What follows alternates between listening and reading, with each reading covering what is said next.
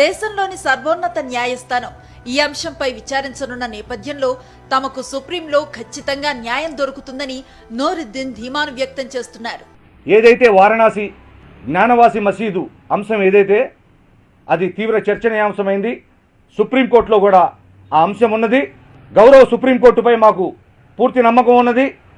ఎవరి మతాచారాలకు విఘాతం కలగకుండా తీర్పు వస్తుందని మేము భావిస్తా ఉన్నాం. కాశీలోని ముస్లిం సోదరులకు మసీదులో హిందూ దేవతల విగ్రహాలు ఉన్న విషయం తెలుసు కాబట్టి వారు మంచి మనసుతో స్వచ్ఛందంగా ఆ భూమిని దేవాలయానికి అప్పగిస్తే చాలా బాగుంటుందని అందరూ హర్షిస్తారని బంగారయ్య శర్మ అంటున్నారు. మత సామరస్యము అనేటటువంటిది పాటించాలి అనేది మూడో కాన్స్పిరసీ కింద తీసుకొస్తున్నారు.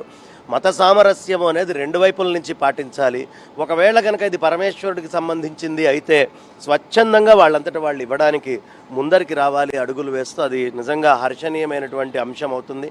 కాశీలో ఈ విశ్వేశ్వరుడి కారిడార్ పెంచేటప్పుడు కూడా కొంత స్థలం ఇచ్చారు. దానికి తగ్గట్టుగా ప్రశాంతంగా ఉండే వాతావరణాన్ని ఇరుపక్షాల నుంచి చక్కగా మెయింటైన్ చేసుకుంటూ అది వాళ్ళంతటా వాడు స్వచ్ఛందంగా ఇస్తే బాగుంటుంది. చిన్నపాటి వివాదం కనిపిస్తే చాలు దాని నుండి రాజకీయ లబ్ధి పొందటం ఎలాగా అని ఆలోచించే రాజకీయులుంటారు.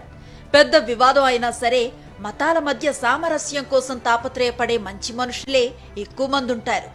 ఎక్కువ మంది ఉన్న మంచి వాళ్లు చేతులు కలిపితే తక్కువ మంది ఉన్న ద్వేషపరులు ఓడిపోవటం ఖాయమంటున్నారు మేధావులు.